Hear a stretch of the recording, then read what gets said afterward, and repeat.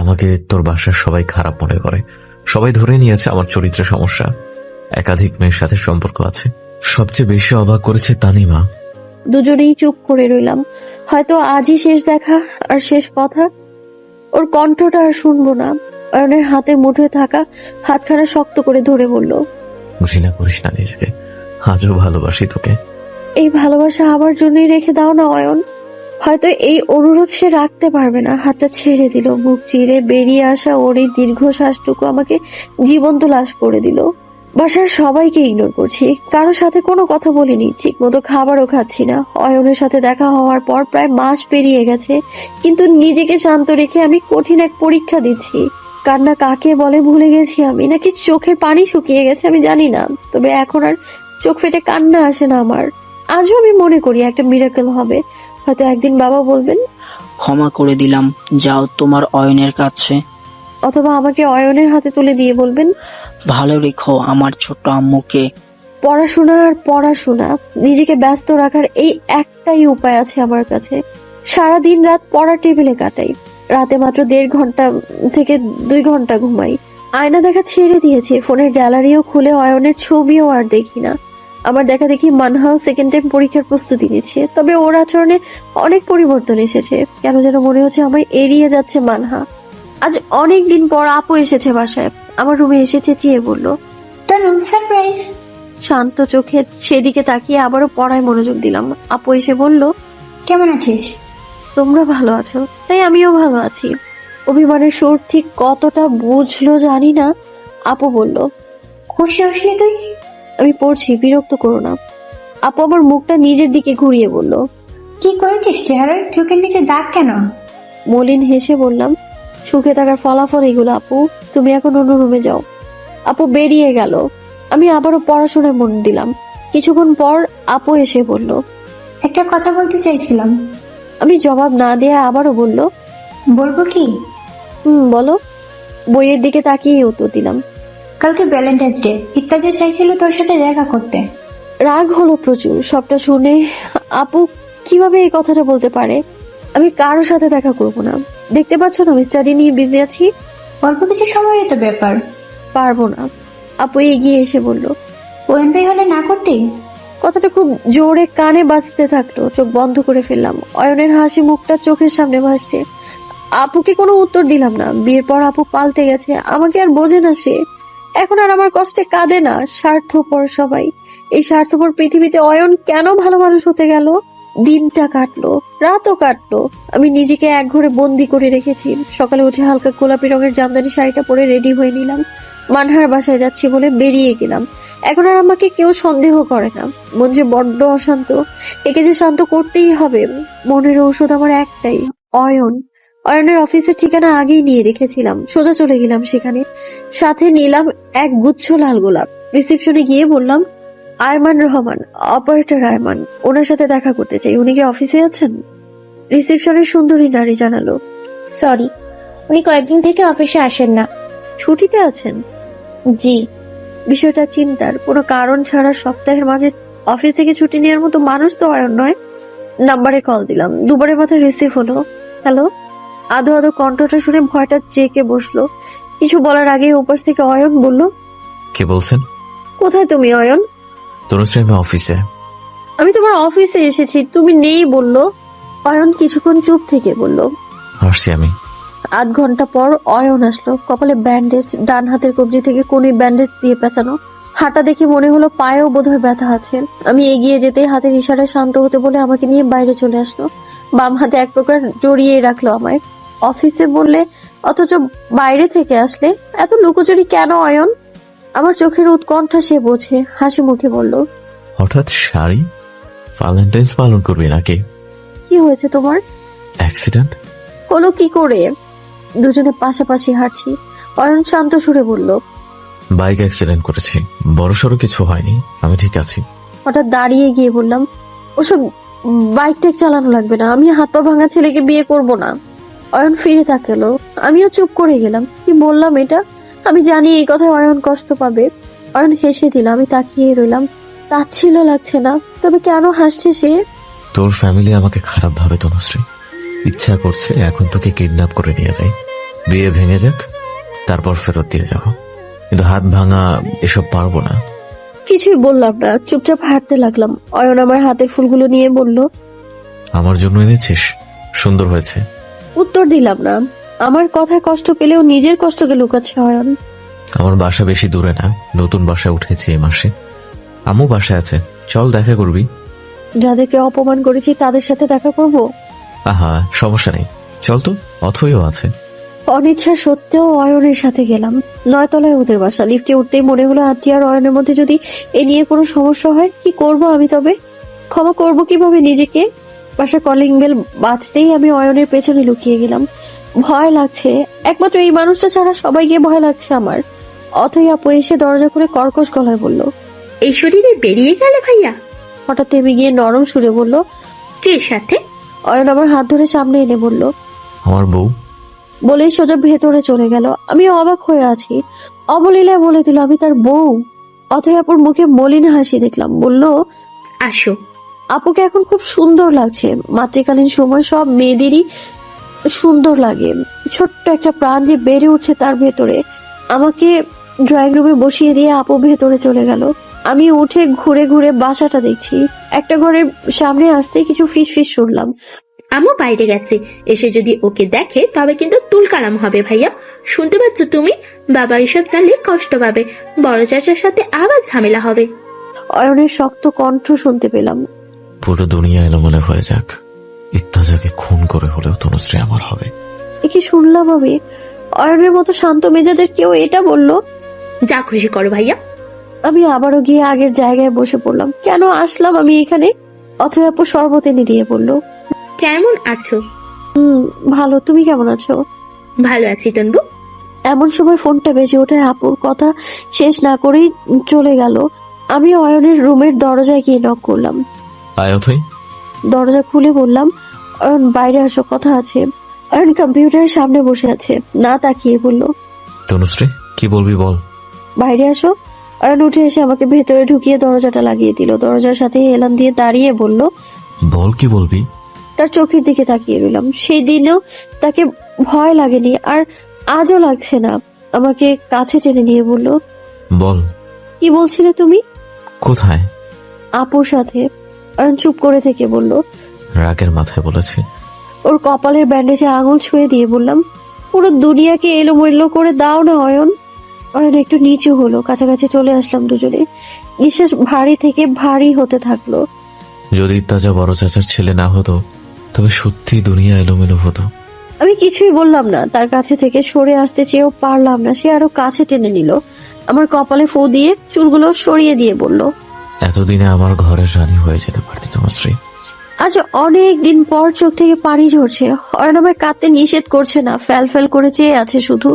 তোকে বলেছিলাম স্বার্থপর হয়ে সুখী হব না, কিন্তু সত্যটা হলো স্বার্থপর না হয়ে আমরা সুখী হই না। অয়নকে শক্ত করে জড়িয়ে ধরলাম। সেও এক হাতে যতটা সম্ভব জড়িয়ে নিল আমায়। ফুপিয়ে ফুপিয়ে কাঁদছি আমি। বেশ অনেকটা সময় পর বললাম, যে খারাপটা তোমাকে সবাই ভাবে সেই খারাপটাই তো তোমার হওয়া উচিত ছিল। আমার মুখটা তুলে দিয়ে বলল, তোকে অসম্মান করা সম্ভব না আমার তনুশ্রী। সম্মান করে যে ভালোবাসাটা পেয়েছি, অসম্মান করে সেটা ঘৃণা হয়ে যেত। একটু চুপ থেকে আবারও বলল, আমাদের বাঙালি পরিবারের একটা নিয়ম আছে, পরিবারের যে সন্তান স্যাক্রিফাইস করে তাকে সবাই তুচ্ছ করে। তার ভালো মন্দ ইচ্ছা অনিচ্ছা কেউ দেখে না, তার ভালো থাকার খোঁজটাও কেউ নেয় না। একটু সরে আসলাম। অয়নের যত কাছে যাব তত তার সাথে নিজেকে জড়িয়ে ফেলবো। চোখ মুছে বললাম, আমি চলে যাব অয়ন। সে হেসে বলল, বেঁধে রাখার জন্য তো আনিনি, অবশ্যই যাবি। আলমারি খুলে একটা ব্যাগ বের করে আমার হাতে দিয়ে বলল, খুলে দেখ তো। কি আছে? খুলে দেখ। ব্যাগ খুলে দেখি ভেতরে বেনারসি শাড়ি আর বেশ কয়েকটা সুতি আর জামদানিও আছে। প্রথম মাসের স্যালারি দিয়ে বেনারসিটা কিনেছিলাম। ভাবনা ছিল এই শাড়ি পরিয়েই তোকে আমার ঘরে আনবো।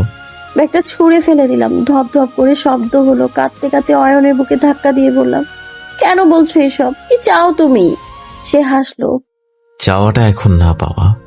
বড় চাচা ইতাজা পরিবার বলে বলে জ্ঞানের বাণী শোনাতে পারো, এখন আবার এইসব দেখাচ্ছ? কি করছো তুমি? কি করছি নিজেও জানি না। বাকি শাড়িগুলো আমি জানুয়ারিতে কিনেছিলাম, কেন তাও জানি না, কার জন্য তাও জানি না। উত্তর আমার কাছেও নেই। কিছুই আর বললাম না, সোজা ওর ঘর থেকে বেরিয়ে গেলাম। শুধু ঘর না, ফ্ল্যাট থেকে বেরিয়ে গেলাম। আমি জানি আবারও কাঁদবো, সেই কান্না আবারও ফিরে আসবে আমার কাছে, একান্তে, নীরবে, শুধুই আমার কাছে। লিফটে অয়নে এসে আমার সাথে উঠলো, চোখের পানি মুছে অন্যদিকে তাকিয়ে আছি। অয়ন চুপ করে আছে। তোমার কি মনে হয় তুমি তোমার খারাপ থাকাটা আমার থেকে লুকাতে পারবে অয়ন? না, লুকাতে চাচ্ছি না তোর থেকে। লিফট খুললো, দুজনেই বেরিয়ে গেলাম। আমি একটু আগে আগে হাঁটছি, হঠাৎ পেছনে তাকিয়ে একটু চমকেই উঠলাম। অয়নের হাঁটা মোটেও স্বাভাবিক লাগছে না। অয়নকে ধরে বললাম, পায়ে ব্যথা করছে? একটু। এসো। তার হাত ধরে খুব ধীরে ধীরে হাঁটছি আমি। আন্টি যদি জানে আমি এসেছিলাম তবে রাগ করবে। অয়ন কিছুই বলল না। আমি জানি আন্টি রাগ করবেন। অয়নকে যেমন আমার ফ্যামিলি খারাপ ভাবে, তেমনি তার ফ্যামিলিও আমায় খারাপ ভাবছে। এটাই তো স্বাভাবিক। আমার নীরবতায় অয়ন বলল, অথইয়ের কথায় এত ভাবিস না। তুমি ইতাজার সাথে কথা কেন বলছো না? ইতাজা যদি বিয়েটা ভেঙে দেয় তবেই তো হয়। অয়ন কিছুক্ষণ চুপ থেকে বলল, আমি জানি না ইত্তাজা বিষয়টাকে কিভাবে নিবে, তবে বড় চাচার সাথে বাবার সম্পর্কে আবারও ঘি ঢালা হবে। আগুন তো আগেই জ্বলছে। অয়ন দাঁড়িয়ে পড়লো, পাশে থাকা বাসাটার দেয়ালে পিঠ ঠেকিয়ে দাঁড়িয়ে বলল, আব্বা একবার স্ট্রোক করেছে, আর একবার যদি কিছু হয় তবে আমি নিজেকে ক্ষমা করব কিভাবে? আমাদের সম্পর্ক কিছুদিনের, তাতেই আমরা একে অন্যকে ছাড়া থাকতে পারছি না। আম্মু কিভাবে আব্বুকে ছাড়া থাকবে? তাদের একমাত্র ছেলে আমি। আমি যদি আব্বুর মৃত্যুর... কণ্ঠ কেঁপে উঠলো তার, আর কথা বলতে পারলো না। অন্যদিকে চেয়ে রইল। অয়নের প্রত্যেকটা কথা ঠিক, কিন্তু না এটা আমি মানতে পারছি, আর না সে মানতে পারছে। অয়ন আমার দিকে তাকালো, ওর হাত ধরে বললাম, যোগাযোগ বন্ধ করো না প্লিজ। তোমার ভয়েস না শুনে শুনে আমি মরে যাচ্ছিলাম। অয়ন মুচকি হাসলো। তবুও তো এতদিন পর কল দিলি, তোর নতুন নাম্বারও তো ছিল না আমার কাছে। প্লিজ। অনুনয়টা ফেলতে পারলো না। আমি জানি সে আমায় ছাড়তে পারবে না। যে মানুষটা এতটা অসুস্থতার মধ্যেও আমার কল পেয়ে ছুটে গেছে, সে আমাকে নিজের করে নিয়েই যাবে, বিশ্বাস আছে ওর উপর। দ্রুত গতিতে 2023 সালটা চলে যাচ্ছে। চোখের পলকে সেপ্টেম্বর মাস চলে আসলো। এর মধ্যে বেশ কয়েকটা জায়গায় ভর্তি পরীক্ষা দিয়েছি। জাহাঙ্গীরনগর বিশ্ববিদ্যালয়ে ভর্তি হওয়ার টিকিটটাও পেয়ে গেলাম। আমি একা না, মানহাও একই জায়গায় চান্স পেল, শুধু আমাদের ডিপার্টমেন্ট ভিন্ন। ইউনিভার্সিটিতে ভর্তি হতে যাব। সাথে কালকেই আমার 20তম জন্মদিন। বাসার সকলেই খুশি। ভালো বিশ্ববিদ্যালয়ে ভর্তি হব, এটা তো খুশির মুখ্য কারণ নয়। মুখ্য কারণটা হলো আগামী শুক্রবার অর্থাৎ 22 সেপ্টেম্বর ইতাজার সাথে বিয়ের তারিখ নির্ধারিত হয়ে গেছে। গতকালই তারিখ নিশ্চিত করেছে। অয়নের সাথে যোগাযোগ আছে। ওকে ছেড়ে দেওয়া সহজ নয় আমার জন্য। না, ও আমাকে ছেড়ে দিতে পারবে। কল দিলে ঘন্টার পর ঘন্টা আমরা চুপ থাকি। এখন আর আমাকে লজ্জা দেয় না অয়ন, তবে প্রায়ই আমার হাসির কারণ হয় সে। অথয়াপুর ছেলে বাবু হয়েছে। অয়ন ছবি পাঠিয়েছিল আমায়, দেখেছি আমি, কিন্তু আন্টি বা অথয়াপু কারোর সাথে কোনো কথা হয়নি আমার। আজও হয়তো আন্টি ভাবে আমার কারণেই অয়নের চরিত্রে এমন দাগ পড়েছে। তাদের ভাবনাটা ভুল নয়, আমিই তো দোষী। রুমে বসে বই পড়ছি, অয়নের দেয়া সেই বই, 1000 বছর ধরে। মন্টু মিয়া আর টুনির জন্য সব কষ্ট পায় সবাই, কিন্তু আমার জন্য কারো কষ্ট হয় না। আম্মু এসে 2বার ডেকে গেল বিকালের নাস্তার জন্য। 3য়বার আসলে জানিয়ে দিলাম আমি খাবো না। রাতটুকু কাটলো না ঘুমিয়ে। এখন সারা রাতেও ঘুম হয় না আমার। হয়তো অনিদ্রা রোগে ধরেছে, কি যেন বলে সবাই। হ্যাঁ, ইনসোমনিয়া। সকালে রেডি হয়ে রুম থেকে বেরিয়ে দেখি ইত্তেজা এসেছে। আম্মু জানালো, ইত্তেজা আর তোমার সাথে ভার্সিটিতে যাবে। শুনে বিরক্ত হলেও প্রকাশ করলাম না। নাস্তা করে বেরিয়ে প্রথমেই গেলাম মানহার বাসার সামনে। গতকাল থেকে প্রচন্ড জ্বরে ভুগছে বেচারি, তাই ওকে নিয়েই যাব আমি। একটা কল দিতে সে বেরিয়ে এলো। ইতাজা আমার পাশেই দাঁড়িয়ে আছে। ফোনের দিকে তাকিয়ে থাকায় মানহাকে সে দেখেনি। মানহা ইতাজার দিকে তাকিয়ে আমায় বলল, উনি কেন এসেছেন? ফিসফিস করে বললাম।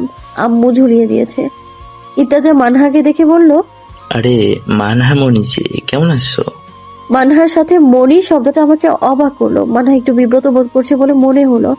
আমতা আমতা করে বলল, ভালো। আগে থেকে সিএনজি ঠিক করা ছিল, সুতরাং যাত্রা খুব সহজেই শুরু হলো। মানহাকে মাঝে বসিয়ে আমি আর ইতাজা ওর 2 দিকে বসেছি। মানহা, তোর জ্বরের কি খবর? এখন একটু কম। ইতাজা আমাদের দিকে তাকিয়ে বলল, মানহা মনি, তুমি কেন সেকেন্ড টাইম দিলে? কলেজে তো ভালোই ক্লাস করেছো, আমার জুনিয়র ছিলে। মানহা আলতো হেসে বলল, বিশ্ববিদ্যালয়ে ছেড়ে কি কেউ কলেজে থাকে না? আমি ইতাজাকে বললাম, আপনার জুনিয়র মানে? আমিও তো তিতুমিরে পড়েছি, সেন্স জটে আটকে পড়ার মাস্টার শেষ করলাম। ও, আমি আর কথা বাড়ালাম না, ইতাজা নিজে থেকেই বলল, মানের সাথে আমার কলেজে ফার্স্ট কথা হয়েছে। কথায় কিউটনেস থাকায় ওকে মাহারামণি বলে ডাকি। মানহার দিকে তাকিয়ে দেখলাম ও এক দৃষ্টিতে বাইরে কিছু দেখছে, চোখের কোণায় পানি জমা হয়েছে। কপাল কুঁচকে গেল আমার। মানহার সেই ভালোবাসা ইত্যাজা নয় তো? পুরোপুরি জানতে হলে মানহাকে জিজ্ঞেস করতে হবে আমার। ও যেহেতু লুকাতে চাচ্ছে, তার মানে এখানে একটা কোনো বড় সমস্যা আছে। ইউনিভার্সিটিতে পৌঁছে মানহা চলে গেল জুলজি ডিপার্টমেন্টে, আর আমি যাব জিওলজিতে। মানহা এত দ্রুত চলে গেল যেন পালিয়ে যাচ্ছে সে। কিছু দূর গিয়ে ফিরে তাকিয়ে আলতো হাসলো। আমি ইত্যাজাকে বললাম, একটা রিকোয়েস্ট করি, শিওর। মানহার সাথে যান প্লিজ, ও অসুস্থ। তুমি? আমি সামলে নিতে পারবো। ইতাজা দ্রুত গতিতে মানহার দিকে এগিয়ে গেল। আমি ডিপার্টমেন্টে চলে গেলাম। সকল কাজ শেষ করে দুপুর প্রায় 2টায় রেজিস্ট্রার অফিসে কাগজ জমা দিলাম। মানহাকে রেজিস্ট্রার অফিসে দেখলাম না। ও কি এখনো আসেনি? কিছুক্ষণ অপেক্ষা করে ওকে কল দিলাম। হ্যালো। মানহা নয়, এটা পুরুষ কণ্ঠ, নিশ্চয়ই ইতাজা হবে। মানহা কোথায়? ও একটু অসুস্থ হয়ে পড়েছে, ওর কাগজপত্র জমা দেওয়া হয়েছে, এখন মেডিকেল সেন্টারে এনেছি। আমি আসছি। ফোন রেখে চলে গেলাম দ্রুত মেডিকেল সেন্টারে। মানহাকে একটা চেয়ারে বসে থাকতে দেখলাম, ইতাজা পাশে দাঁড়ানো। মানহা এখন ইতাজার একটা হাত ধরে রেখেছে, কিছু বলছে ও। রিক্সা থেকে নেমে ওদের দিকে এগিয়ে যেতেই মানহা ইতাজার হাতটা ছেড়ে দিল। সন্দেহটা তীব্র হলো। মানহার সেই ভালোবাসা ইতাজা ছাড়া আর কেউ না। ইতাজা আমায় বলল, প্রেশার লো হয়ে গিয়েছিল, তাই রেজিস্টার অফিস থেকে এখানে নিয়ে এসেছি। মানহা আমার হাত ধরে উঠে দাঁড়ালো, বলল, আমি ঠিক আছি, বাসায় যাব। চল। আমি ওকে ধরে বাইরে নিয়ে আসলাম। রিক্সা করে মেইন গেট পর্যন্ত আসলেও এখানে একটা সিএনজিও নেই। ইতাজা সিএনজি আনতে গেল। একটা দোকানে বেঞ্চিতে দুজনে বসলাম। মানহার সাথে একটু রাগ দেখিয়ে বললাম, ইতাজাকে ভালোবাসিস তুই? চমকে উঠে তাকালো সে। আমি ওর চোখের দিকে তাকিয়ে বললাম, মিথ্যে বলিস না, আমার থেকে কেন লুকিয়েছিস তুই? মানহা কিছুক্ষণ চুপ থেকে বলল, আমি নিজেই শিওর হতে পারছিলাম না। যতদিনে আমি বুঝতে পারলাম ততদিনই সে তোকে ভালোবেসে ফেলেছে। আজও কিছু বলবি না? বাসায় জানা। বলে কি আর কোনো লাভ হবে? আমার ফ্যামিলি কেমন তা জানিস। একজন সিঙ্গারকে পছন্দ করা, ক্রাশ খাওয়া, ওনারা মেনে নিলেও বিয়েটা মেনে নিবে না। অয়ন ভাই একটু শক্ত থাকলে হতো, কিন্তু উনি পড়ে আছেন সেই দায়িত্ব কর্তব্য হেন তেন নিয়ে। চশমাটা ঠেলে দিয়ে চুপ করে রইলাম। মনে মনে ভাবছি, আমার ফ্যামিলি যদি এটা বুঝতো, তাহলে ইতাজা ধীরে ধীরে সেলিব্রিটি হচ্ছে, শত শত মেয়ের সাথে ওঠা বসা হচ্ছে। এই ইতাজাকে এক নজর দেখতে কত মেয়ের ভিড়। এগুলো বাবা দেখে না, শুধু অয়নের একটা ভুল নিয়ে পড়ে আছে। মানহার দিকে তাকিয়ে ওর ফ্যাকাশে মুখটা দেখলাম। ইতাজা কি আদৌ মানহার জন্য পারফেক্ট হবে? মানহাকে বললাম, অয়নকে কেন দোষ দিচ্ছিস? দায়িত্ব তো সবারই আছে, না হলে আমি কেন বিয়েতে রাজি হলাম? মানহা কিছু বললো না। আমি জিজ্ঞাসা করলাম, ইতাজা জানে? হুম, বলেই মাথা নাড়লো। আমি জানাবো। আমাকে বাধা দিয়ে বলল, যদি রিজেক্ট করে বা অপমান করে সহ্য করতে পারবো না। ইয়াত্তাজা অয়ন ভাইয়ের মতো শান্ত নয়, প্রচন্ড রাগী আর বদ মেজাজি স্বভাবের। তাই বলে এর মধ্যে ইতাজা সিএনজি নিয়ে আসলো। আমাদের কথা মাঝপথে থেমে গেল। রাস্তাটা মোটামুটি ভালোই জ্যাম ছিল। হঠাৎ আমার ফোন বেজে উঠলো। ফোন বের করে অয়নের নাম্বার দেখে ভয় পেয়ে গেলাম। আর চোখে ইতাজার দিকে তাকালে দেখলাম সে কানে হেডফোন লাগিয়ে রেখেছে। রিসিভ করলাম। হ্যালো। কই আছিস তুই? গাড়িতে, ইউনিভার্সিটি থেকে ফিরছি। ও, ইত্তাজার সাথে আছে? হুম। বাসায় এসে কল দিস। মানহা আমার কাঁধে মাথা রেখে বসে রইল। ফোন রেখে বললাম, খারাপ লাগছে? মানহাকে ধরে রাখলাম। ইতাজা একবার আমাদের দিকে তাকালো, তারপর পানির বোতল এগিয়ে দিয়ে বলল, পানি লাগবে? মানহা আর চোখে একবার ইত্তাজাকে দেখে আবারও চুপ থাকলো। আমি পানির বোতলটা দিয়ে মানহাকে খাইয়ে দিলাম।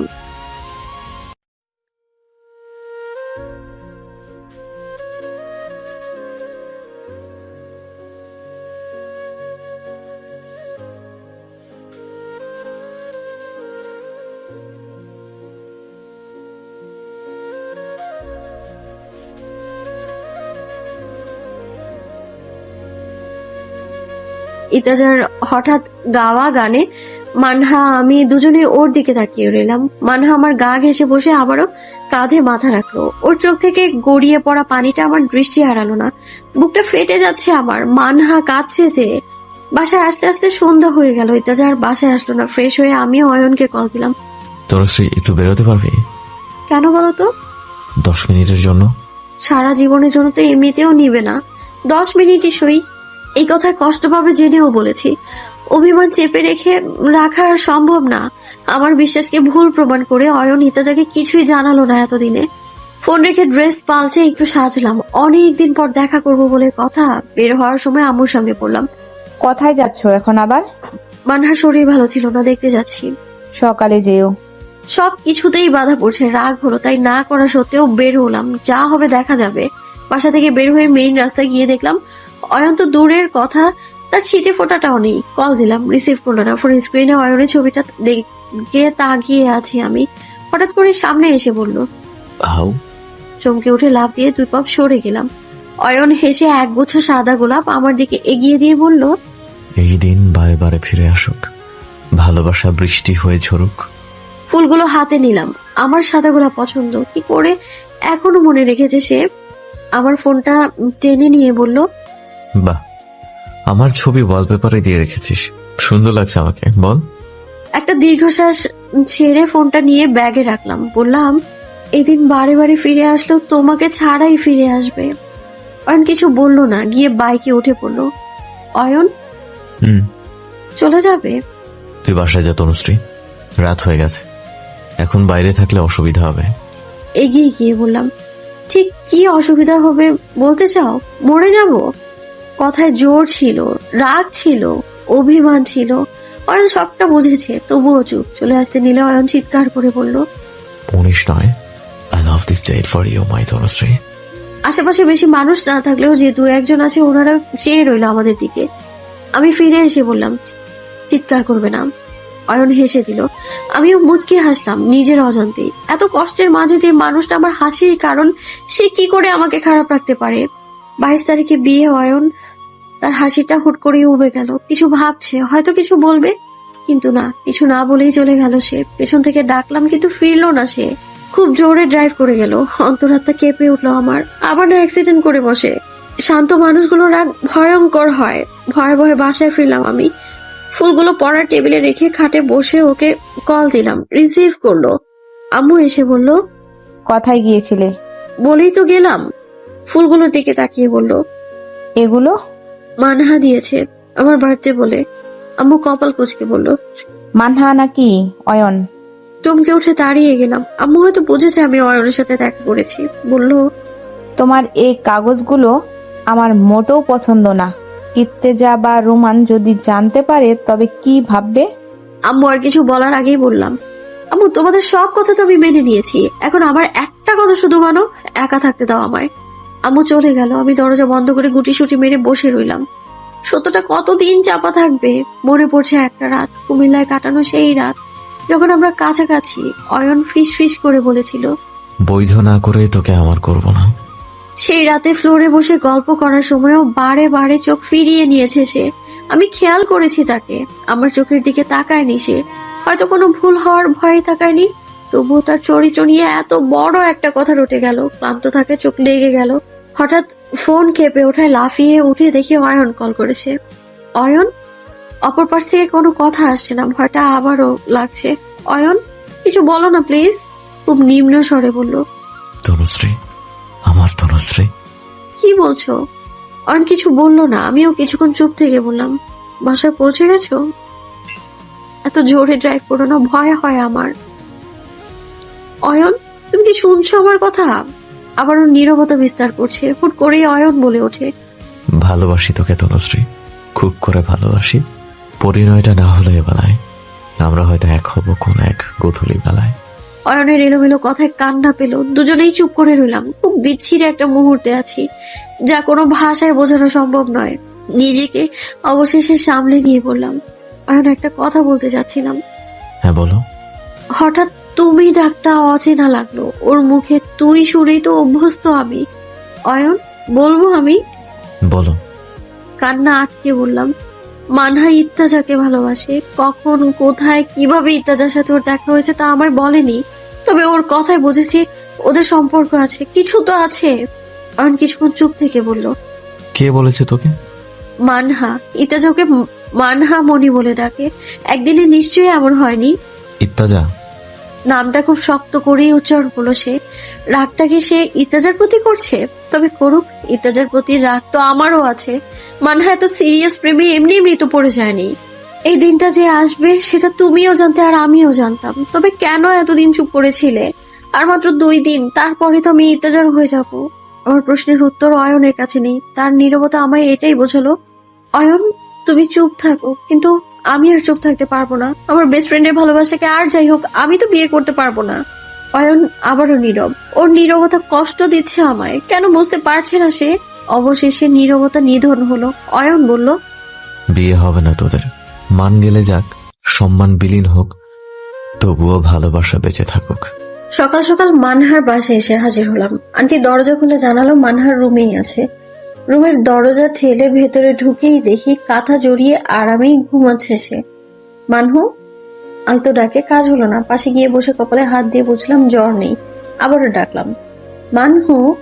চোখ খুলে আমাকে দেখে বলল, কিরে এত সকালে? 8টা বাজে, উঠে পড়। হাত উপরে উঠিয়ে স্ট্রেচিং করে আবারও শুয়ে পড়লো। আমি বললাম, অয়ন বিয়েটা হতে দেবে না। হুট করে মানহার চঞ্চল চোখ জোড়া যেন স্থির হয়ে গেল। আমার দিকে তাকিয়ে বলল, তাই? মানহা ধীরে ধীরে উঠে বসলো। আমি আবারও বললাম, ইত্তেজাকে কালকে কি বলছিলি? কখন? মেডিকেল সেন্টারে হাত ধরে কিছু তো বলছিলি, আমি যেতেই থেমে গেলি। মানহা একটু ভেবে বলল, আসলে দাঁড়াতে চাচ্ছিলাম, একটু ধরতে বলেছিলাম আর কি।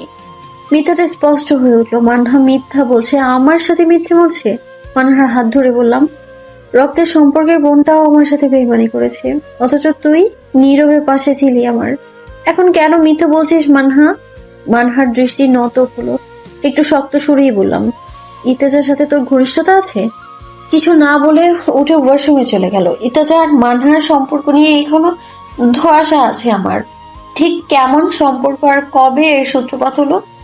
সারাদিনে বেশ কয়েকবার অয়নকে কল করলেও রিসিভ করলো না, কল ব্যাকও করলো না। এত ব্যস্ত কেন সে?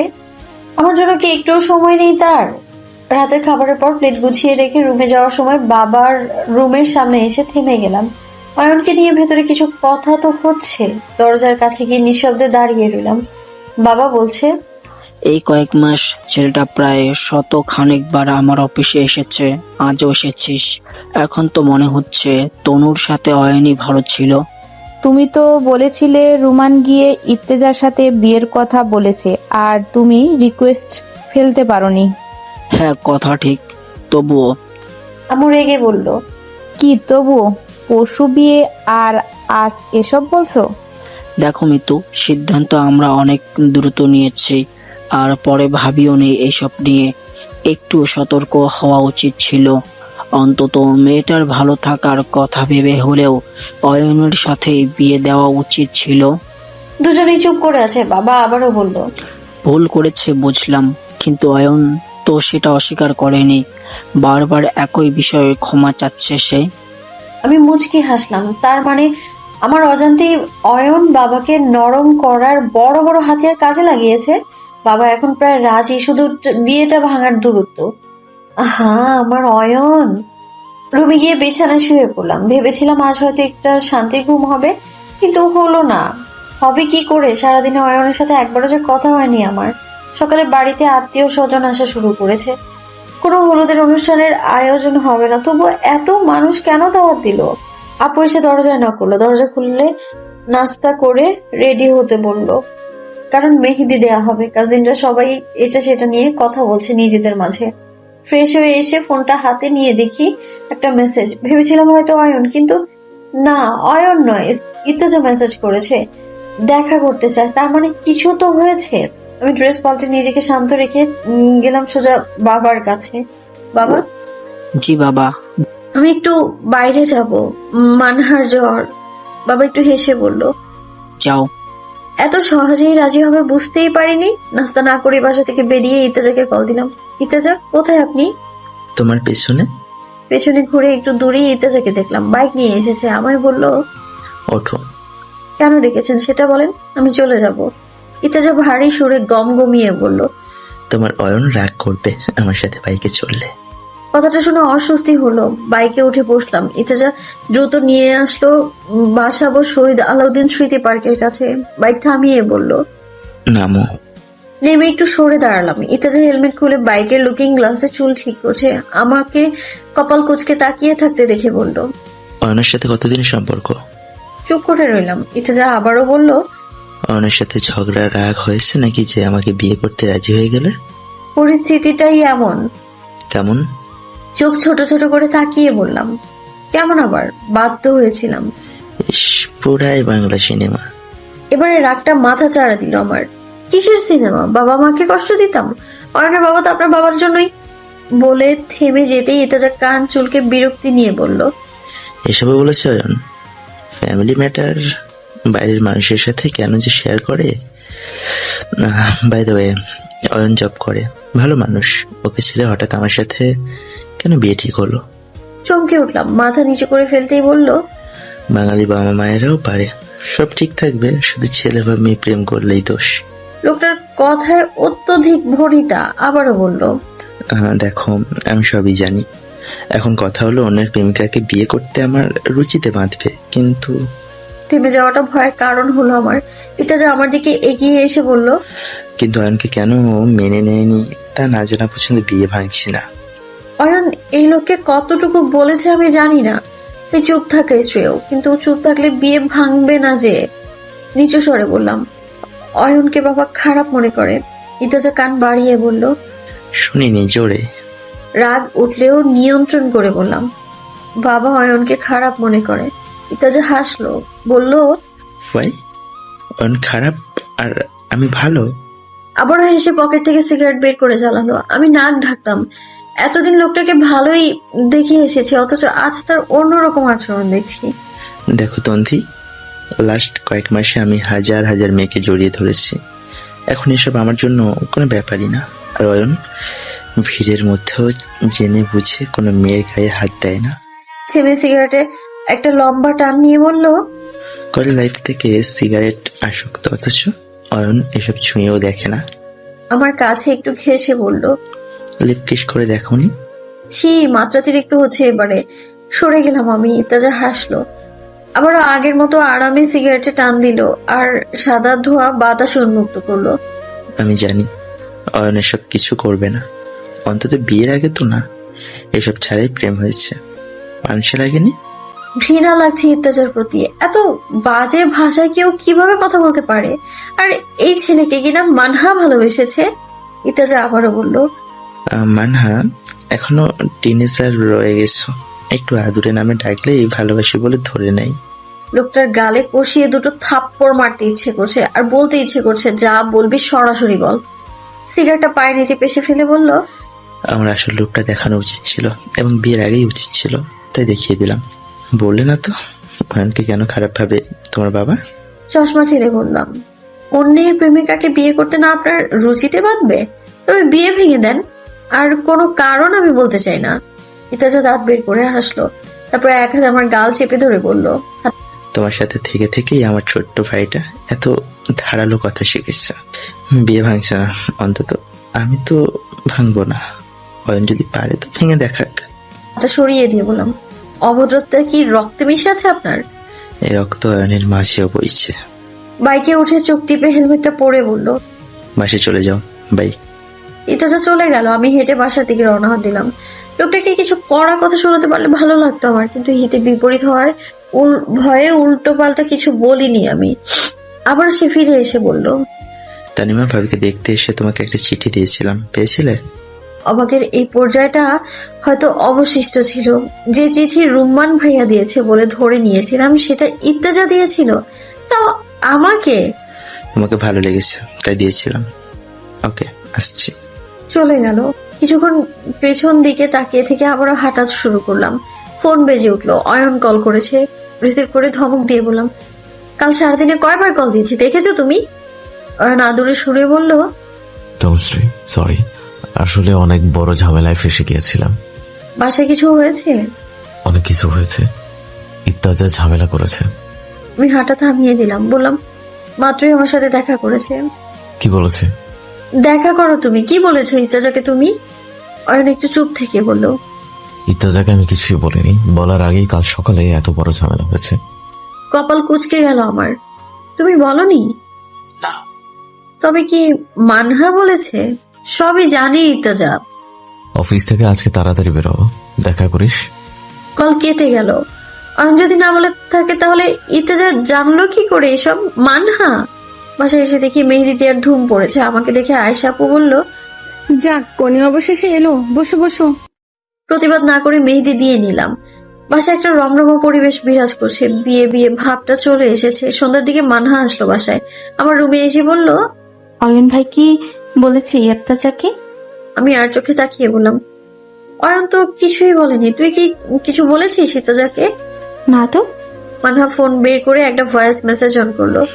মানামণি, ওই মনি বললে তো আবার ধরে নিবে আমি তোমাকে ভালোবাসি। শোনো মানা, এভাবে ভালোবাসা হয় না। আমি তোমাকে ভালোবাসি না, আর এসব নিয়ে আর ভাববেও না। মানহার কান্না দেখে ওকে থাপ্পড় মারতে ইচ্ছে করলো আমার। যদিও মারলাম না, এরকম অসভ্য ছেলের প্রতি অনুভূতি কি করে আসতে পারে কারো? রাত প্রায় 8টার দিকে অয়ন কল করলো। তনুশ্রী বাইরে আয়। বলাটা যত সহজ, বের হওয়াটা এতটাও সহজ নয়।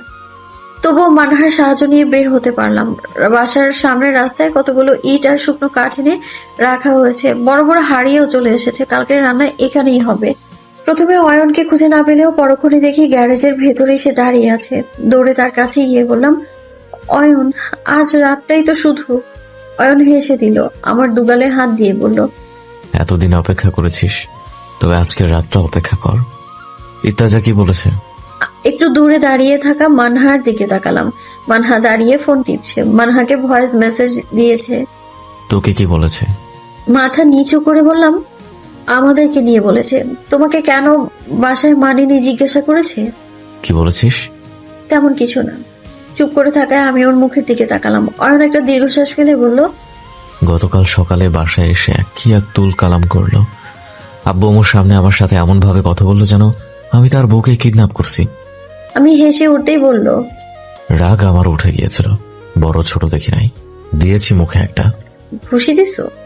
হ্যাঁ, ধাক্কা দিয়ে বের করে দিয়েছি। তারপরও যদিও আব্বু আমাকে শান্ত হতে বলে। বড় চাচা কালকে বারবার কল দিতেছিল, তাই ফোন সাইলেন্ট করে রেখেছিলাম। হঠাৎ লোডশেডিং। বাসার বাড়ি অন্ধকার হলো, সাথে পুরো গ্যারেজ এক অদ্ভুত অন্ধকারে ঢেকে গেল। কি হয়েছে কে জানে, তবে জেনারেটরটা চললো না। অয়নের হাত ধরে বললাম, অয়ন। অন্ধকারে তার মুখটা দেখা যাচ্ছে না, কিন্তু আমি যে তার খুব বেশি কাছে চলে এসেছি তা অনুভব করলাম আমার। ইতিহাসা তোমার বড় চাচার মতো ফালতু স্বভাবের। কি করেছে আবার? জিজ্ঞাসা করেছে। আমি থেমে গেলাম, কথাটা ঠিক বলে উঠতে পারলাম না। অয়ন আমার নাক ঘষে বলল। ওর শার্টটা খামচে ধরলাম আমি। নিঃশ্বাসের গতি বেড়ে গেল। হয়তো আমার অবস্থাটা বুঝে সে সরে গেল। আমি তার শার্ট ধরে কাছে নিয়ে এসে বললাম, জিজ্ঞাসা করেছে আমরা একে অন্যকে। আমি থেমে যেতেই বলল, ভনিতা করছিস কেন? এক হাতে অয়নের গালে হাত দিয়ে পুরো আঙুলটা ওর ঠোঁটে স্পর্শ করলাম। হয়তো সে বুঝেছে আমি কি বলতে চাচ্ছি। ওর গালে দুটো চড় দিতে পারিস না? না। আমার সাথে ফটো চলে শুধু। হ্যাঁ, অধিকার তো এখানেই। কোমর জড়িয়ে আরো কাছে নিয়ে গেল। এই কোন লজ্জায় ডুবাতে চাচ্ছে সে আমায়। অয়ন, কাল সব ঠিক হয়ে যাবে তো? ধরে নে সব ঠিক হয়ে গেছে। ইতাজাও যে বললো বিয়ে ভাঙবে না, আমাকে জড়িয়ে ধরে বলল, ধৈর্য রাখিস তুই, অধৈর্য হয়ে কোনো সিদ্ধান্ত নিস না, এইটুকু অনুরোধ রাখিস। আদেশ করে যাও। এত কাছে চলে আসলাম যে একে অপরের নিঃশ্বাসের শব্দ শুনছি। আমি ফিসফিসিয়ে বললাম, অয়ন, সময়টাকে বন্ধ করে দাও না। আজ রাতটা শুধু আমাদের থাকুক। আমরা কাছে আসলেই সময় কেন দ্রুত চলে যায়। সময় একবার থামবে, যখন তোকে নিয়ে যাবে তখন। মুভির নায়কদের মতো আমায় নিতে এসো। অয়ন হেসে বলল, সারাদিন মাথায় শুধু মুভি চলে। হ্যাঁ তো। আচ্ছা, তবে তোর ইচ্ছাও পূরণ হবে। জেনারেটর চালু হওয়ায় দুজনে একটু সরে গেলাম। কাল কি হবে জানি না, তবে ভালো হোক সবকিছু। অয়ন মানহার দিকে একবার তাকিয়ে বলল, ইত্যাজাকে কি মানহা বলেছে? না। আমিও বলিনি, মানহাও বলেনি, তবে জানালো কে? আর কতটুকু জানে সে? আমি নীরব রইলাম। অয়ন আবারও বলল, আর কিছু বলেছে ইত্যাজা? তোমার প্রশংসা করেছে। অয়ন মাথা নেড়ে হাসলো। আমি বললাম, আবার আমার গালে হাত দিয়েছে। নিজের গালে হাত দিয়ে বললাম, এইভাবে তো হয়েছে। অয়ন হাসি থামিয়ে আমার দিকে তাকালো, তারপর বলল, ইত্তাজা কোনো কালেই মেয়েবাজ ছিল না, তবে লাস্ট কয়েক মাসে সে পাল্টে গেছে। এখন ওকে আমিই চিনি না। টাকা হলো আর পাল্টে গেল? আচ্ছা এখন যাই তবে। ওর হাত ধরে চুপটি করে চেয়ে রইলাম ওর চেহারার দিকে। আমার দুই গালে হাত দিয়ে ডান গালে খুব গভীর একটা চুম্বন করলো। ওর ওষ্ঠদয় গালে লাগিয়ে বলল, ইত্তাজার এত সাহস যে আমার তনুশ্রীর গালে স্পর্শ করে।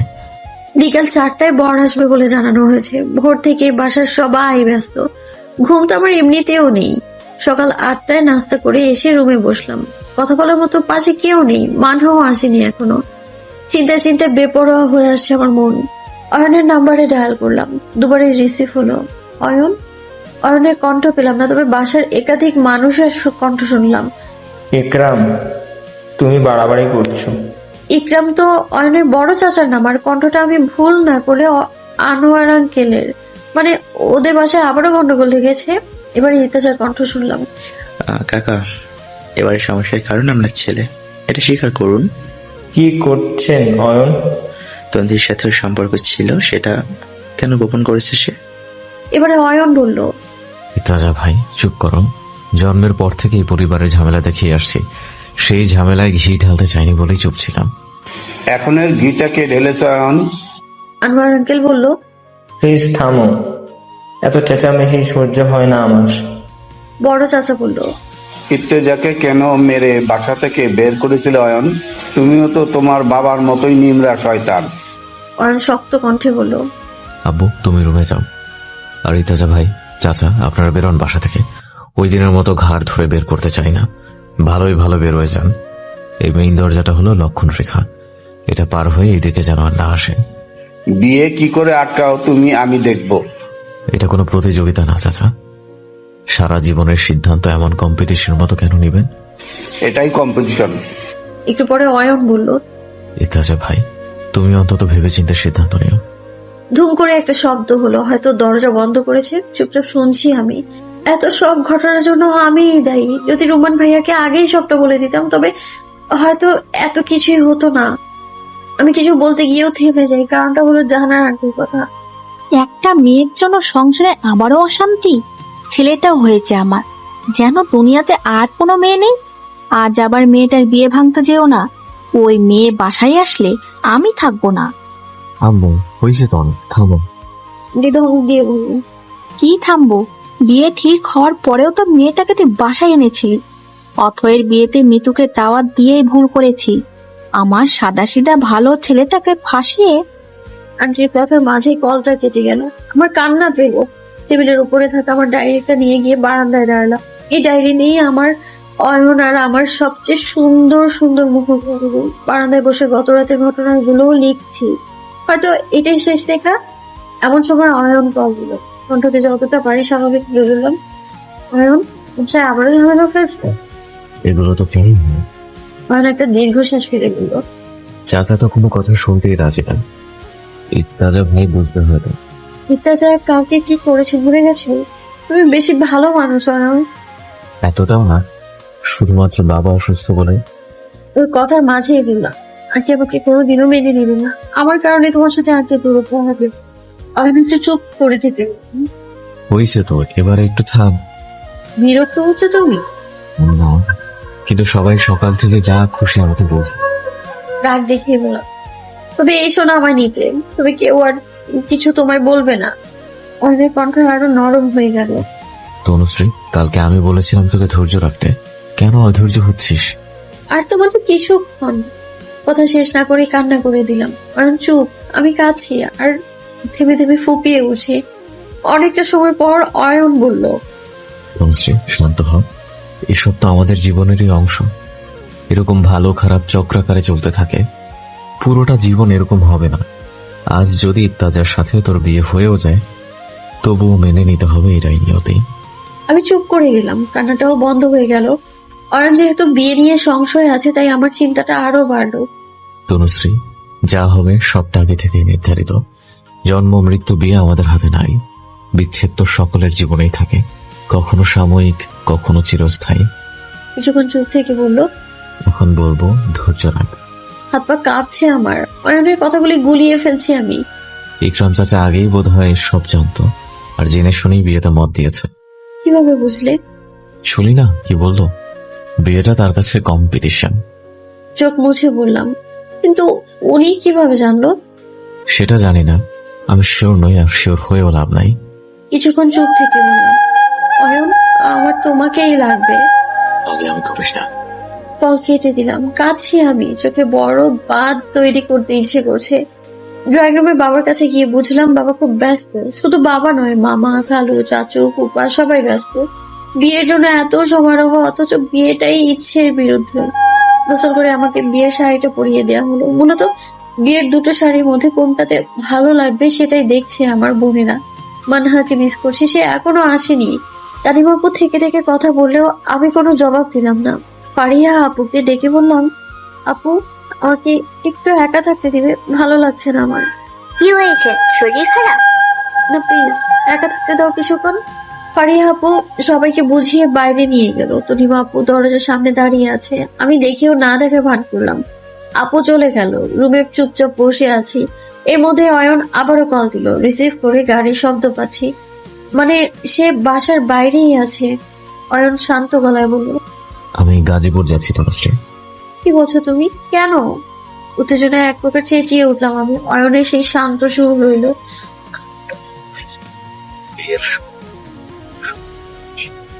চিৎকার করে কাঁদতে ইচ্ছে করলো, কিন্তু কাঁদলাম না। পুরো না অয়ন, ওর তনুশ্রী মরে যাবে। তনুশ্রীতে এখন আর আগুন নেই। কথা থেমে গেল, হুট করে কলটাও কেটে গেল। কি শুনলাম আমি? কি হচ্ছে এসব আমার সাথে? গতকাল অয়ন বললো সব ঠিক হয়ে গেছে, কিছুক্ষণ আগেও তো আমাকে ধৈর্য রাখতে বললো, অথচ এখন এই অবস্থা। তো এমন হঠাৎ করে কেন? অনেকটা সময় একা একা রুমে কাটালাম। অয়নকে ছাড়া বাকিটা জীবন কিভাবে কাটাবো? 20 বছরে কারো মৃত্যু হয় না, হয়তো, তবে আমার কেন হচ্ছে না? আমার ডায়েরি আর অয়নের দেয়া চিঠিটা নিয়ে নিচে নেমে আসলাম। এটা হতে পারতো তনুশ্রীর ডায়েরি। সেসব প্রেমিকের জন্য নিদর্শন হতে পারত যারা কথা দিয়ে কথা রাখে না। সেসব পুরুষের জন্য শিক্ষার হতে পারত যারা তাদের ভালোবাসাকে আগলে রাখতে পারে না। সেসব মেয়েদের জন্য উদাহরণ হতে পারত যারা অপেক্ষা করতে পারে না, বেকার প্রেমিকের অবস্থার কথা বোঝে না। কিন্তু তা হয়নি, তা হতে পারেনি। এটা ডায়েরির ব্যর্থতা নয়, এ তো ডায়েরি লেখিকার ব্যর্থতা। বড় চুলাটা সদ্যই জ্বালানো হয়েছে। এখানেই আজকের অনুষ্ঠানের জন্য কোনো একটা পদ রান্না হবে, এখনো হাড়ি চাপনি। রান্নার স্থানে আমাকে আসতে দেখে অবাক হয়েছে অনেকে। এখনো যে আমার পরনে বেয়ের বেনারসি। বাবুর্চি আঙ্কেলটা অবাক চোখে তাকিয়ে থেকে আবারও নিজের কাজে চলে গেলেন। পাশে বাবার টেবিলের ভয়ও তো আছে।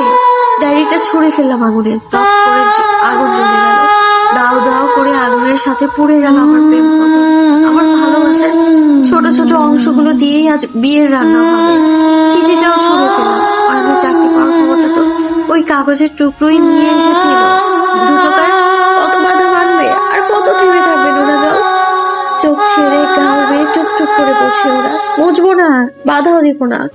এই জল মুছেও তো কোনো লাভ নেই, এ আবারও পড়তে থাকবে। ততক্ষণ পর্যন্ত পড়বে যতক্ষণ না ওই আগুনে আমি ভস্ম হচ্ছি, অথবা অয়ন আসছে। বোধবুদ্ধি হারিয়ে ফেলেছি আমি, কি করেছি নিজেও বুঝতে পারছি না আমি। যখন বুঝলাম ততক্ষণ আমার ডায়েরিটা পুড়ে গেছে, অয়নের স্মৃতিচিহ্ন হারিয়ে গেছে। চুলায় হাত দিতে গেলে তরিমাপু দৌড়ে এসে আমায় ধরে সরিয়ে নিয়ে বলল, তনু কি করছিস? আমি হাত ছাড়িয়ে নিলাম, কিছু বললাম না। রাগটা যে আপুর উপর আরো অনেক বেশি। ভেতরে যেতে নিতেই রুম্মান ভাইয়ের সামনে পড়লাম। হঠাৎ করে সামনে চলে আসে, বেশ চমকে উঠলাম। আমার চেহারা দিকে একটু তাকিয়ে আপুর দিকে তাকালো। আমি ভাইয়াকে পাশ কাটিয়ে বাসায় চলে আসলাম। আপু আমার সাথেই এলো। কিছুক্ষণ পর ভাইয়া বাসায় ঢুকে আমায় বলল, তন্নি একটু বাইরে চলো তো। আমি কিছু বলার আগে তানিমা আপু বলল, কেন? মাত্রই এলাম। তানিয়া তুমি আসো, এত প্রশ্ন করো না। সকলের মাঝে দিয়ে দুজনের ভাইয়ার সাথে বেরিয়ে গেলাম। আমাদের নিয়ে ছাদে আসলো ভাইয়া। আপু বলল, কি হয়েছে রোমান? ডান হাতে ভ্রু চুলকে ভাইয়া বলল, আয়নের সাথে তোমার সম্পর্ক আছে তন্নি, অথচ এই খবর গোপন রেখেছো তুমি। তার ওই কাজিন ইর্তিজাকে বিয়ে করছো কেন? ভাইয়া ঠিক কোথা থেকে খবর পেয়েছে জানি না আমি, তবে আজ যে অনেক কিছু হওয়া বাকি সেটা ভালোই বুঝতে পারছি। তানিমা আপু বলল, রোমান ও আবেগের বয়সে। আপুর কথার মাঝে ভাইয়া ধমক দিয়ে বলল, তানিমা চুপ করো, সবটা তুমি জানতে জেনে শুনে কেন এমনটা হলো? ও মাথা নিচু করলো, আমি চোখ মুছে বললাম, ভাইয়া শান্ত হন, বিষয়টা গুরুতর আমি জানি। আমি আগে আপনাকে সব জানাতে চেয়েছিলাম, কিন্তু আপু আর আম্মু আমায় নিষেধ করেছে। ভাইয়া আর চোখে আপুকে একবার দেখে বলল, কেন? আপনার অপমান হবে বলে। আপনার অপমান হলে আপুর সাথে আপনার সম্পর্কের অবনতি হতে পারে বলে। ভাইয়া কপাল কুঁচকে বলল, এখন কি সম্পর্কে উন্নতি হবে মনে হয়? জি। ছাদের দরজার কাছে আসতেই ভাইয়ার একটা কথা শুনলাম। আমাকে কি মনে করো তুমি তনু? সামান্য বিষয় নিয়ে আমি তোমাকে কষ্ট দিব ভাবলে কি করে? পেছনে ফিরে দেখি একটা টবে জোরে লাথি দিল ভাইয়া। মুহূর্তের মধ্যে টবটা ভেঙে গেল। আপুকে আমি আগেও বলেছিলাম কোনো কিছু অপ্রকাশিত থাকবে না। সিঁড়ির কাছে এসে আবারও ফিরে গেলাম। ভাইয়া ভাইয়া আমার দিকে তাকালো, একটা ঢোক গিলে বললাম, একটা অনুরোধ করবো ভাইয়া। উনি মাথা নাড়লেন। আমি নাক টেটে বললাম, প্লিজ ভাইয়া বিয়েটা ভেঙে দিন। আয়ন আসবে না। আমার গাজব যাচ্ছে কেন তা আমি জানি না। ভাইয়া কিছু বলবেন না। আমি নিজে থেকে ইতেজা বলা সব কথা আর ওর ব্যবহার ভাইয়াকে বলে দিলাম। যতই বলছি ততই তার কপাল কুঁচকে যাচ্ছে। তন্নি, ইত্যাদি একটু রাগি, এটা আমি জানি। ওর সিগারেটের অভ্যাস আছে তাও জানি, কিন্তু মেয়েদেরও অনেক সম্মান করে। তিতুমির কলেজে আমিও পড়েছি, কাছ থেকে দেখেছি ওকে। সব বিশ্বাসযোগ্য হলেও ও মেয়েদের অসম্মান করে, এটা আমি মানতে পারলাম না। কথাটা অদ্ভুত ঠিক না।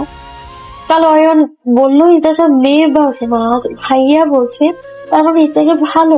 আমার স্বামী এসব কেন বললো তবে? হ্যাঁ, লাস্ট হোয়াইট মান্থে ও একটু অদ্ভুত বিহেভ করেছে। আঙ্কেলের কথায় ওটা বসা শুরু করেছে, মানে একদম আঙ্কেল না বললে হ্যাঁ আর না বললে না। আগে আমার কথা না। আমাকে জানানো উচিত। আপনার দিকে তাকিয়ে বলুন, আমার দোষ নেই, আমার কারণে নিজেরা অশান্তি। জানি না আমার কথা বলবো কতটুকু বুঝেছে। উনি বুঝবে বলেই মনে হয়। আমি বাসায় চলে আসি। বাইরের নাম্বারে একের পর এক কল দিয়েই যাচ্ছি, তো বারবার ফোনের ফ্রিকোয়েন্সি দাঁড়িয়ে বেড়া হয়েছে। সে গ্লাস লাগছে, মানে কল কেটে দিচ্ছে। অনেক কি করা যে এইভাবে কাছে পড়ে যাচ্ছে। এদিকে ঘড়ি কাটো অবিরাম হচ্ছে, সময় থামবে না, সময় যাবে আর আমি অয়নকে হারিয়ে ফেলছি, কিন্তু শেষ হচ্ছে না। দুপুর 2টার পর আমাকে সাজানোর জন্য অন্য রুমে আসে আপুরা। কিন্তু তনিমা এখনো আসেনি। আপুরা তো এখনো ভাইয়ের কথা বলার কথাগুলো নিয়ে হচ্ছে। আয়সা করতে পারে একটু ভেবে নিই। সেটা তো এখনো নামাজ থেকে ফিরিনি, এখন না আসলেই দেখিনি আমি। শাড়ি পরলে মেয়েটা পৌঁছে ওর মধ্যে দরজা নক করে। তম্ভু, মা একটু বাইরে আসো। বাবার কণ্ঠ পেয়ে আমি লাফিয়ে বেরিয়ে গেলাম। বাবা দিকে জোরপূর্বক আসেন, হাত ধরে নিয়ে গেলেন তার না বললেন। এরকম রুমান ভাইয়া আর আপু আছে। আমরা যদি ভাইয়া বললো, তন্নি, আমাকে একটু রিকোয়েস্ট করছি যেন বিয়েটা ভেঙে দিই। বাবা আমার দিকে তাকিয়ে দিন। তাই বাবা অয়ন তো আসবে বলেও কাজে পড়ে যাচ্ছে সে। আমার কথার মাঝেই বাবা বললো, আসবে, অয়ন না এসে পারবি না। আমরা এসে দরজার কাছে দাঁড়াবো। না বলে উঠলো, সকলের মাঝে আমি একটা কথা বলি, ডেটে ঠিক করে এসেছেন, আমার এর বই হয়েছে, মাঝে আমাকে বলেছে কাজের সম্পর্কে। রুমান ভাইয়া বললো, এটা যা খারাপ নয়, হয়তো কোনো কারণে ও নিজেকে খারাপ করে প্রেজেন্ট করছে, কিন্তু তনু যেহেতু চাচ্ছে না, তাই বিয়েটা হলেই সবার জন্যই ক্ষতি। বাবা বোধহয় একটু চিন্তিত হলো। কিছুক্ষণ চেয়ে রইল আমার দিকে। বিষয়টা স্বাভাবিক, বিয়ের দিন বিয়ে ভাঙা মোটেও সহজ কিছু না। এর মধ্যেই ফারিহা আপু দরজার বাইরে থেকে বলল, খালু, মেহমানরা এসেছে। বাবা চমকে উঠলো। রুমান ভাইয়ের দিকে তাকালে ভাইয়া বলবে, আমি দেখছি। ভাইয়া বেরিয়ে যেতেই বাবা আপুকে ইশারা করলেন আমার সাজ শেষ করানোর জন্য। ওনারা হয়তো বুঝতে পারছেন বিয়ের 1 ঘন্টা আগে বিয়ে ভাঙা সম্ভব নয়। কারণ কেন এমনটা করলো? সে কি আসতে পারতো না? নিজের রুমে যাওয়ার সময় ড্রয়িং রুম থেকে একটা চেনা কণ্ঠ শুনলাম। আপুর দিকে তাকিয়ে আলতো হেসে ডাইনিং ড্রয়িং রুমের মাঝের পর্দাটা একটু সরিয়ে দেখি যা ভেবেছি তাই। অয়ন এসেছে, একা নয়, সাথে আনোয়ার আঙ্কেল আর ইতেজাও আছে। ইতেজাকে দেখে মনে হচ্ছে না সে বিয়ে করতে এসেছে। সাধারণ একটা কালো টি শার্ট আর লাইট ব্লু জিন্স পরনে, হেডফোনটা ঘাড়ে ঝুলিয়ে রেখেছে, হাতে ফোন। অয়ন তো বরাবরের মতো পরিপাটি ফর্মাল। ইতেজা বলল, আমি এসব নিয়ে কিছুই জানতাম না আঙ্কেল। তন্দি অয়ন কেউ বুঝেনি, বলেননি। আপনারা তো বলতে পারতেন, কিন্তু বলেননি। শেষমেশ বাবা আমাকে জানিয়েছে এসব। বাবা চুপ, অয়নও চুপচাপ আছে। এটা যে আবারও বলবে। বিষয়টা একটা এলোমেলো পর্যায়ে চলে গেছে। তন্দি যেদিন ভার্সিটিতে ভর্তি হতে গেল সেদিন সকালে বাবা আমাকে এসব বলেছে। প্রথমে তো বিশ্বাস করতে মন চায়নি, পরে অর্থের থেকে শিওর হলাম। রাগ বেশি অনেক সাথে হয়েছিল, রাগের মাথায় অনেক কিছু বলেছি ওকে। ইকরাম ভাই এখনো সবটা মেনে নেয়নি। তুমি আগে থেকেই সব জানতে, তাও বলেনি। কারণটা কি জানি না। বাবা রুমন ভাইয়ের দিকে একবার তাকিয়ে বললেন, এখন কি করতে চাচ্ছেন? আঙ্কেল কিছু বলার আগে ইত্যা যাবে। শুধু শুধু সারা জীবন সাফার করার থেকে অনেক সাথে তোমাদের বিয়ে হলেই ভালো হবে। আমরা রাজি থাকলে ভালো, না হলে আমি জোর করে বিয়েটা দিব। সকলেই কিছু না কিছু বলছে, কিন্তু অয়ন একেবারেই চুপ। হঠাৎ ওর দৃষ্টি পড়লো পর্দার ছোট ফাঁকে। ওর চাপা হাসি দেখে আমি ভেঙচি কাটলাম। আপা পেছন থেকে বললো, চল সাজবে না? আমি ফিরে দেখি আপু মুখে হাসলো। আমি রুমে এসে ড্রেসিং টেবিলের সামনে বসলাম। তারিম আপু কানের কাছে এসে বললো, ইত্তাজাকে যা বলা উচিত ছিল বলেছি। আমি অবাক হয়ে তাকিয়ে বললাম, কবে বলেছে? আজ সকালে ফোনে কথা হয়েছে, যখন তুই রুম্মানকে বিয়ে ভাঙার অনুরোধ করেছিলি তারপরেই। আমি হেসে আপুকে জড়িয়ে ধরলাম। আপু আমার কপালে চুমু দিয়ে বলল, বস তৈরি হয়নি, কিছুক্ষণ পর মিসেস ওয়েন হবে বলে কথা। ফারিহা আপু পাশ থেকে বলল, মিসেস আইমান রহমান। ওই একই হলো। আমি ফারিহা আপুকে বললাম, তুমিও জানো? আমরা সবাই জানি, তানিমা বলেছে। আমি ওদের দিকে ফিরে বললাম, অ্যানাউন্স করে দাও। আমাকে সাজানো হলো, তবে শাড়ি আবারও পাল্টানো হলো। সেই শাড়িটা পরলাম যেটা অয়ন কিনেছিল। অয়ন এখানে আসার সময় নিয়ে এসেছে এটা। আর রুমান ভাইয়া আপুকে একটু আগেই দিয়ে গেল। আয়নার সামনে দাঁড়িয়ে চেয়ে আছি আমি, নিজেকে কেমন লাগছে তাই দেখছি। আমার মুখ থেকে হাসি সরছেই না। তারিমা আপু বলে ওঠে, এমনি ব্যক্তির মাঝে মতো হাসিস না, বিচ্ছিরি লাগে। হঠাৎ কিছু মনে পড়ায় আমি দিকে তাকিয়ে বললাম, আপু মানহা আসেনি? না, ও কোথায় আছে কে জানে। আমার কপালে চিন্তার ভাঁজ পড়লো। মানে আবার কোথায় গেল? ইত্যাচার করা ভয়েস মেসেজ শোনার পর থেকে সে চুপ ছিল। কল দিলাম মানহাকে। তনুমনু, আমি আজকে আসবো না। তুই আয় প্লিজ মানহু, আমাকে শেষবারের মতো দেখতে আয়।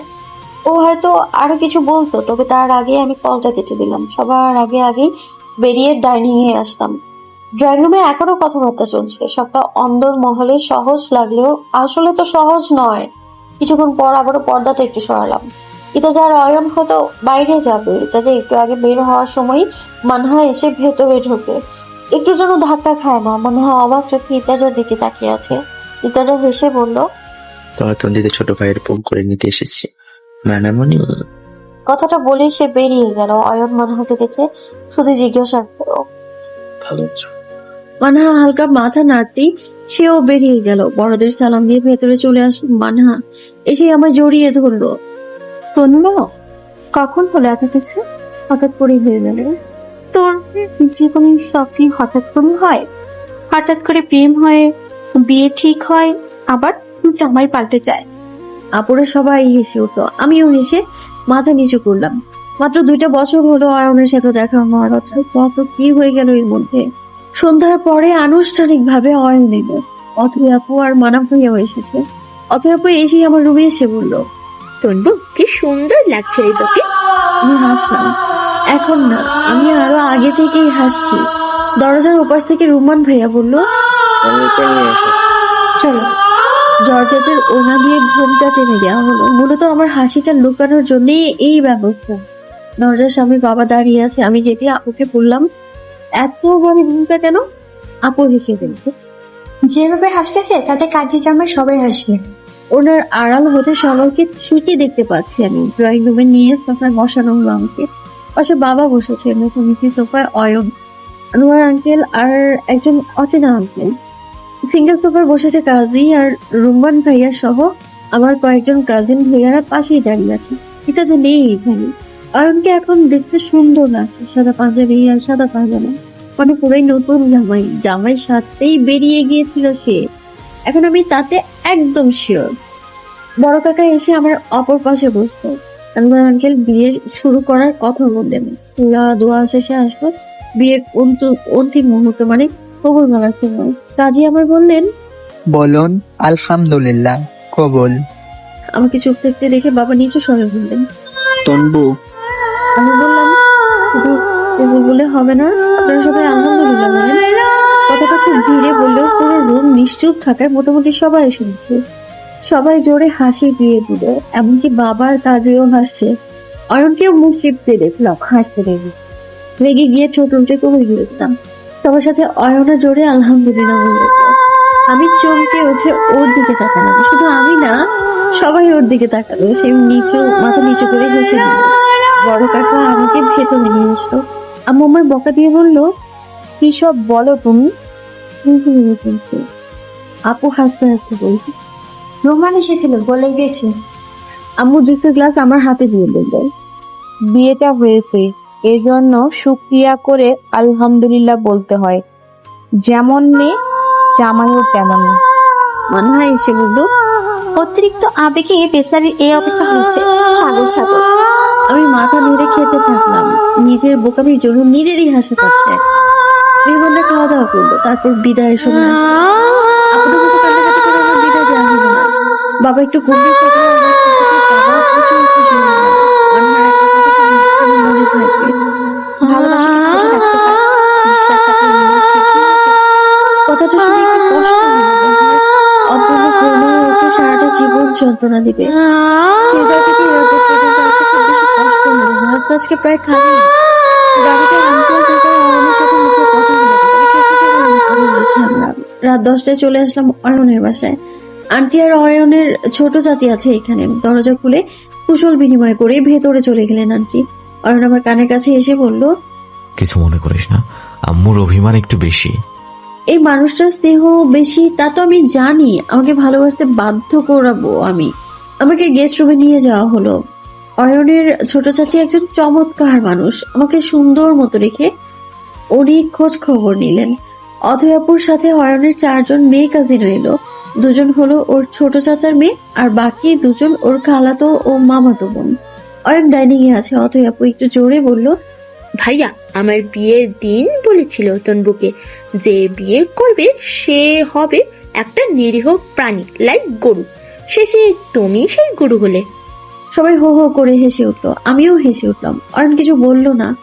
অথয়াপু বলল, জানিস ভাবি আমাদের ভালো গান গায়, অনেক দিন তোমার গান শুনি না তনবু। অয়নের খালাতো বোন মিম বলল, ভাবি প্লিজ প্লিজ প্লিজ একটা গান গাও, ভাইয়ার জন্য গাও। হ্যাঁ হ্যাঁ। সবাই সম্মতি দিল। আমার মাথায় দুষ্টুমি চেপে বসলো। আমি অথয়াপুকে বললাম, দরজা চাপিয়ে দাও। অথয়াপু উকি দিয়ে বলল, ওখানে ভাইয়া ছাড়া আর কেউ নেই। এবারে ছাড়া গরুর মতো গান শুরু করলাম। তাও পুষ্পা মুভির সেই ভাইরাল গান সামি সামি। আমার সাথে সাথে সবগুলো গাইতে শুরু করলো। অয়ন এসে দরজায় দাঁড়াতেই আমি থেমে অন্যদিকে ঘুরে গেলাম। অয়ন বলল, থামবি তোরা? নিজেকে সার্বজনীন স্বামী মনে হচ্ছে। আবার একটা হাসির রোল পড়লো। 11টার দিকে আমাকে অয়নের রুমে নিয়ে আসা হলো। অথয়াপু আমায় বলে গেল, ওয়েট করো, ভাইয়াকে পাঠাচ্ছি। আমি মুচকি হাসতেই অথয়াপু আমাকে একটা হাসি ছুঁড়ে চলে গেল। ড্রেসিং টেবিলের সামনে গিয়ে দাঁড়ালাম। সাজটা একটু পাল্টে গেছে। এতক্ষণের ধাক্কা বলে কথা। মাথার ওড়নাটা খুলে রাখলাম। বেডসাইড টেবিলে এক গুচ্ছ সাদা গোলাপ রাখা আছে। প্রাণ ভরে ঘ্রাণ নিলাম আমি। মনে আবারও দুষ্টু পাখি ডানা ঝাপটালো। কিছু স্বপ্ন, কিছু মেঘলা, কিছু বইটই ধুলো লাগা, কিছু ইচ্ছে সাড়া দিচ্ছে এই বসন্ত রাত জাগা মমচিত্তে। পাশ ফিরতেই আজ পলাশ ফুলের কাব্য। নীতি নৃত্যে ফুল ছিঁড়তে শুধু তোমার কথাই ভাববো। আজ হাওয়া বেপরোয়া দিল সন্ধে পাখির ঝাঁক। এই বিকেল আর বেলি ফুল হৃদ মাঝারে থাক নীল দিগন্তে। গান গেয়ে এক প্রকার নাচ করছিলাম আমি। পেছনে অয়নের সাথে ধাক্কা খেতেই গানটা থেমে গেল। ফিরে দেখি সে হাসছে, আমাকে পাগল করা সেই হাসি। কিরে, মনে খুব রং লেগেছে? হ্যাঁ। ওর কথার জবাব না দিয়ে পাল্টা প্রশ্ন করলাম, তুই যে বলেছিলে গাজীপুর যাচ্ছ, কেন বলেছিলেন? তোকে ভয় দেখাতে। মানে? কপাল কুঁচকে গেল আমার। সে হাসলো। তুই বলেছিলি মুভির মতো তোকে আনতে যেতে। সকালে ইত্তাজা ভাইকে কনভিন্স করে ফেলেছিলাম, তাই মুভি ক্রিয়েট করতে এই ছোট্ট নাটকটা করলাম। ওর হাতে মারতে মারতে বললাম, তুমি খুব খারাপ। আমি কতটা ভয় পেয়ে গিয়েছিলাম জানো? মিথ্যে বলেছো তুমি, কতটা কেঁদেছিলাম আমি, তুমি জানো? আমি রাগ করে তাকাতেই অয়ন আমার গালে চুম্বন করে বলল। রাগ করে না তনুশ্রী, হলদে পাখিটা। টেবিলের বইগুলো নিয়ে শেলফে রাখছে সে। আমি গম্ভীর মুখে বললাম, তুমি বাইরে যাও। অয়ন আলতো হেসে বলল, বিয়ে হয়ে গেছে তো এখন তো রাত কাটালে সমস্যা নাই। ধমক দিয়ে বললাম, অসভ্য, বাইরে যাও। কেন? আমি ঘুমটা দিয়ে বসে থাকবো, তুমি এসে ঘুমটা তুলে দেখবে। অয়ন ভ্রু উঁচিয়ে আমার দিকে তাকালো। আমি ওকে ধাক্কা দিয়ে বললাম, যাও না। না গেলে কি করবি? আমি কিন্তু সেই লেভেলের মারামারি জানি। আবার আমার খুব সুন্দর একটা শখ আছে। কি? আমি জিম করব, শক্ত পোক্ত বডি হবে আমার। অয়ন কাশি দিয়ে বলল, মানে দুনিয়ায় এত কিছু থাকতে জিমটাকে বেছে নিলি? হ্যাঁ। এমনিতেই তোর হাত খুব শক্ত, মারলে খুব লাগে, আবার জিম লাগবে কেন? আর শক্ত হবে। অয়ন দীর্ঘশ্বাস ছেড়ে বলল, খাল কেটে কুমির তো নিয়েই আসছি, এখন দরজা কেটে গরু আনতে হবে। তেলে বেগুনে জ্বলে উঠলাম। এমন অপমান সহ্য করা যায় না তো। একটু জোর গলায় বললাম, আমাকে তুমি কুমির গরু বললা? ওমা, সেটা কখন বললাম? বলি কথা হাটের মাঝে, যার কথা তার বুকে বাজে। কিরমিরিয়ে বললাম, এটা হাট না, এটা আমাদের বাসর ঘর। অয়ন হেসে ভরিতা করে বলল, ভাগ্যিস বললি, আমি তো ভুলেই গিয়েছিলাম। ওকে ধাক্কা দিয়ে বের করে দিলাম। অথবা আপু বাইরে ছিল। আপুর কণ্ঠ শুনলাম, আরে ভাইয়া, তুমি এখানে কি করো? নাথিং, তুই তোর কাজে যা। যাচ্ছি। আমি এতক্ষণে বড় করে ঘুমটা টেনে বিছানায় বসে পড়েছি। অয়ন ভেতরে ঢুকে আমার দিকে তাকালো। ওনার আড়াল থেকে আমিও তাকে দেখছি। দরজা লাগিয়ে গিয়ে সে চেয়ার টেনে দেয়াল ঘড়িটা নামালো। ওমা, কি করছে এই লোক? ঘড়ির ব্যাটারি খুলে নিচে ফেলে দিল। নিশ্চুপ রুমে ব্যাটারিটা কিছুক্ষণ গড়াগড়ি খেয়ে স্থির হলো। চেয়ার থেকে নেমে পাঞ্জাবির উপরের বোতামগুলো খুলে হাতা গুটাতে গুটাতে বিছানার কাছে এলো। হাত ঘড়িটা খুলে আমার সামনে ফেললো। আকস্মিক ঘটনায় চমকে উঠলাম।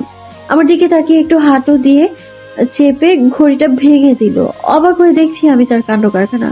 হাতের এক ঝাড়ায় ভাঙা ঘড়িটা পুরো রুমে ছড়িয়ে ছিটিয়ে পড়লো। এবার সে আমার সামনে এসে বসলো। চঞ্চলতা থেমে গেছে আমার। এক রাশ অচেনা লজ্জা কোথা থেকে যেন চলে এসেছে। তার কাছে তো বহুবার এসেছি, কিন্তু এত লজ্জা আমি আগে পাইনি। ঘুমটা সরিয়ে সে আমার থুতনিতে হাত দিয়ে বলল, তনুশ্রী, তোকে মুভির মতো নিয়ে এসেছি। আজ রাতের জন্য সময়টাকে থামিয়ে দিয়েছি। দেয়াল ঘড়িটার দিকে ইশারা করে বলল, 11:35 বাজে। এই সময় আর নড়ছে না, ততক্ষণ নড়বে না যতক্ষণ না আমি চাচ্ছি। আজ রাতের জন্য থামিয়ে দিলাম সময়টাকে। রাতটা শুধুই তোর আর আমার। মাথা নিচু করে ফেললাম।